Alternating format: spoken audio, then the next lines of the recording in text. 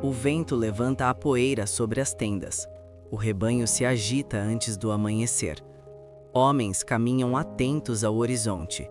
Mulheres recolhem água enquanto o silêncio pesa sobre o vale. Ao longe, cidades muradas observam. Nada é definitivo, nada é seguro. Cada passo pode significar abrigo ou conflito. Cada poço pode ser motivo de disputa. A terra é vasta, mas não pertence a quem a atravessa. Em meio a esse cenário, uma promessa ecoa. Uma voz chama um homem para sair da sua terra e caminhar sem mapa. O que significa viver sustentado apenas por uma palavra? Estamos em Canaã, na era patriarcal do século 20 a.C., o tempo de Abraão, Isaque e Jacó. É o período em que clãs seminômades percorrem montes e planícies, guiados por rebanhos e alianças frágeis. A chegada de Abraão à Terra Prometida marca um ponto decisivo na história bíblica. Deus estabelece uma aliança, promete descendência, terra e bênção.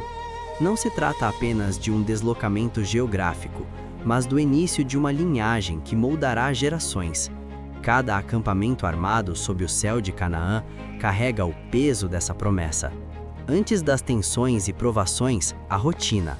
Os rebanhos crescem, altares são erguidos com pedras simples, poços são abertos.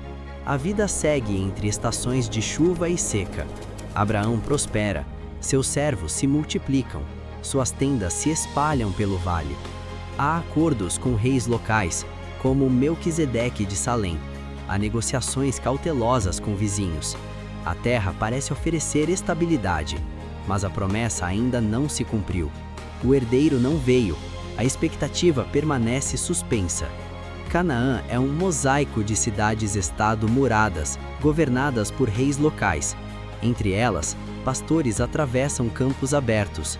A economia gira em torno da criação de animais, do cultivo de cereais e do comércio entre rotas que ligam o Egito à Mesopotâmia. A família é o centro da estrutura social. O patriarca lidera, decide, protege. A religião é marcada por altares e invocações. Enquanto povos vizinhos servem a múltiplos deuses, Abraão invoca o Senhor que o chamou. A fé não está em templos de pedra, mas em tendas movidas pelo vento. A origem de tudo começa com uma ordem clara: sai da tua terra.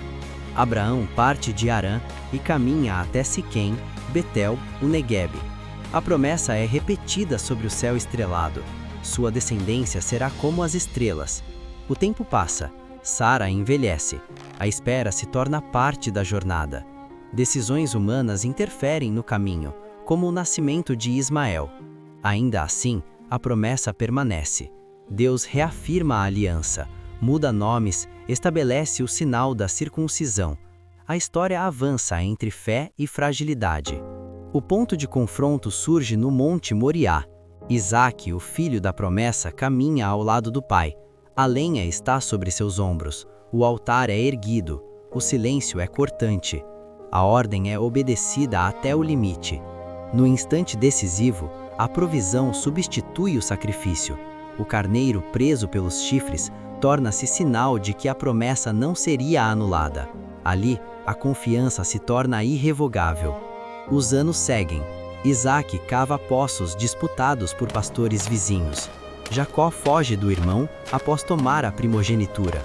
Sonha com uma escada que toca o céu em Betel. Trabalha anos por Raquel. Retorna temendo Esaú. Luta durante a noite às margens do Jaboque. Recebe um novo nome, Israel. Cada geração carrega conflitos internos e externos. A promessa avança, mas não sem tensão. As reações humanas são intensas. Há medo diante da fome que leva Abraão e depois Jacó ao Egito. Há engano nas tendas de Labão. Há rivalidade entre irmãos. Há arrependimento tardio e reconciliação inesperada. As decisões moldam destinos. José, vendido como escravo pelos próprios irmãos, desce ao Egito. A família se fragmenta. A dor atravessa gerações. O colapso não é imediato, mas gradual. A terra prometida ainda não pertence à família. Eles vivem como estrangeiros. Sara é sepultada em Macpela, o primeiro pedaço de terra oficialmente adquirido. A promessa da terra ainda é futura. A unidade familiar é ameaçada por ciúmes e traições. Entretanto, a linhagem permanece. As consequências são visíveis e invisíveis. Visíveis nos deslocamentos constantes, nos poços disputados, nas tendas que se movem pelo vale. Invisíveis na formação de um povo que ainda não se chama nação. A aliança molda a identidade. O Deus que guia os passos no deserto também dirige os eventos nas cidades. Quando Jacó desce ao Egito para reencontrar José, encerra-se um ciclo. Canaã fica para trás, temporariamente. A família agora é numerosa. 70 pessoas entram no Egito. O evento não termina com conquista, mas com transição. A promessa continua em espera. O mundo após a era patriarcal já não é o mesmo. Um clã tornou-se um povo em formação. A fé que começou com um chamado individual agora envolve gerações. A terra prometida permanece no horizonte da história bíblica. Nada voltou a ser simples deslocamento. Cada passo agora carrega destino coletivo. Viver em Canaã na era patriarcal era caminhar entre promessa e incerteza, entre altares de pedra e cidades muradas, entre conflitos humanos e palavras divinas que atravessam o tempo. A história não exalta homens perfeitos, mas revela um propósito que avança apesar deles. Se uma promessa pode sustentar uma geração inteira no deserto, o que ela ainda revela sobre a jornada humana?